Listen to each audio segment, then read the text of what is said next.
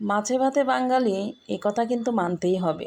যতই মাংস খাই না কেন, মাছ না খেলে একটুও চলছে না। যেহেতু কয়েকদিন আগেই কোরবানি ঈদ চলে গেল, মাংস তো থাকবেই। কিন্তু শুধু মাংস খেলেই কি হবে?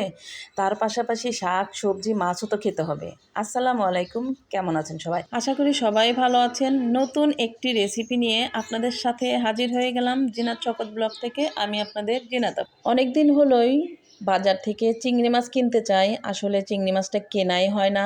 বাজারে গিয়ে ঘুরে ফিরে চলে আসা হয়। সাদা চিংড়ির দামটা একটু বেশি, সেই জন্য আসলে কেনা হয় না। তো এবার কিন্তু কিনে নিয়েই বাসায় আসা হয়েছে। সাথে কিছু পুঁই শাকও কিনে নিয়ে এসেছি। অনেক দিন হলোই পুঁই শাক দিয়ে চিংড়ি মাছ এবং কাঁঠালের বিচি দিয়ে চটচটি খাওয়ার লোভ লাগতেছিল। অনেকগুলো মাছ কিনে আনা হয়েছে, সেগুলোকে বেশিরভাগ তুলে রেখেছি, আর যতটুকু রান্না করব ততটুকুই কেটে বেছে রেডি করে নিয়েছি।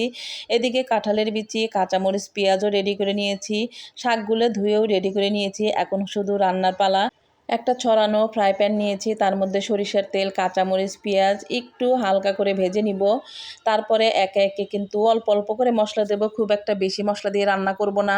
হলুদের গুঁড়া, মরিচের গুঁড়া, স্বাদ মতো লবণ, আর এর মধ্যে আমি কাঁচামরিচটাই বেশি দিয়েছি, কারণ এই শাক দিয়ে চিংড়ি মাছের মধ্যে কাঁচামরিচটা বেশি দিলে বেশি ভালো লাগে। আর অল্প অল্প করে পেঁয়াজ, রসুন, জিরা বাটা দিয়ে দিয়েছি। মশলাটাকে একটু কষিয়ে নিয়ে তারপরে চিংড়ি মাছটাকে দিয়ে দিব।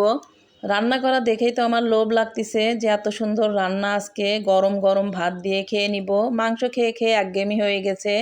মাংসর পাশাপাশি একটু এই ধরনের সবজি বা সবজির তরকারি থাকলে বেশ ভালোই লাগে। অনেক দিন হলোই পুঁই শাক দিয়ে, কাঁঠালের বিচি দিয়ে এরকম ছোট মাছ বা চিংড়ি মাছের চচ্চড়ি খাওয়া হয় না। এগুলো কিন্তু খুবই লোভনীয় খাবার। জানি না কে কে এরকম পুঁই শাক, কাঁঠালের বিচি, চিংড়ি মাছ দিয়ে রান্না করে খান। না খেয়ে থাকলে অবশ্যই আমার পুরো রেসিপিটা দেখে কিন্তু একদিন রান্না করে খাবেন, আশা করি ভালো লাগবে। আর সাদা চিংড়ি আমার কাছে খুবই ভালো লাগে। চিংড়ি তো অনেক রকমেরই আছে, গলদা চিংড়ি, বাগদা চিংড়ি, হরিণা চিংড়ি। এটা হচ্ছে একদম যমুনার চিংড়ি, সাদা ধবধবে, এর ভিতরে কিন্তু অনেক গোস্ত গোস্ত থাকে। তো বড় চিংড়িগুলো দিয়ে দো পেঁয়াজি ভুনা করলেও সেটাও খুব ভালো লাগে। ঢাকনাটা তুলে দেখি শাক একদমই কমে গিয়েছে। কাঁঠালের বিচিটা যেন সিদ্ধ হয় সেভাবে আমাকে রান্না করতে হবে। আমি কিন্তু হাই হিটে রান্না করছি। পুঁই শাক যেন একদম গলেও না যায়। তারপরেও পুঁই শাক মোটামুটি সিদ্ধ হয়ে গেছে। লবণ ঝাল একটু ঠিকঠাক মতো দেখে নিলাম। শাক থেকে কিন্তু অনেক পানি উঠে গেছে। ঢাকনা দিয়ে ঢেকে ভালো করে হাই হিটে রান্না করে নিলাম। তারপরে কাঁঠালের বিচিটাকে তো সিদ্ধ করতে হবে। সামান্য পরিমাণে পানি দিয়ে আবারও ঢাকনা দিয়ে ঢেকে দিব। এভাবে রান্না করলে কিন্তু বেশ ভালোই লাগে। যেহেতু এখন কাঁঠালের মৌসুম, কাঁঠালের বিচি দিয়ে অনেক রকমেরই খাবার খাওয়া যায়। মুরগির মাংস, গরুর মাংসতেও কিন্তু আমরা কাঁঠালের বিচি ব্যবহার করে থাকি। আর পুঁই শাকটা একদম নরম হয়ে গিয়েছে, একদম তরকারি অল্প হয়ে গিয়েছে। আর কথা বলতে বলতে আমার রান্নাটা কিন্তু শেষ।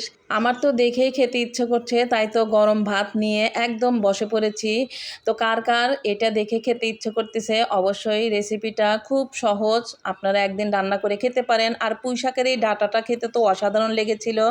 তো ভালো থাকবেন সবাই, দেখা হবে নতুন কোনো রেসিপিতে, নতুন কোনো ভিডিও বা ব্লগে। ততক্ষণে আপনারা সবাই ভালো থাকবেন, সুস্থ থাকবেন, আমাদের জন্য দোয়া করবেন। আবারও ফিরে আসবো নতুন কোনো ভিডিও নিয়ে। আল্লাহ হাফেজ।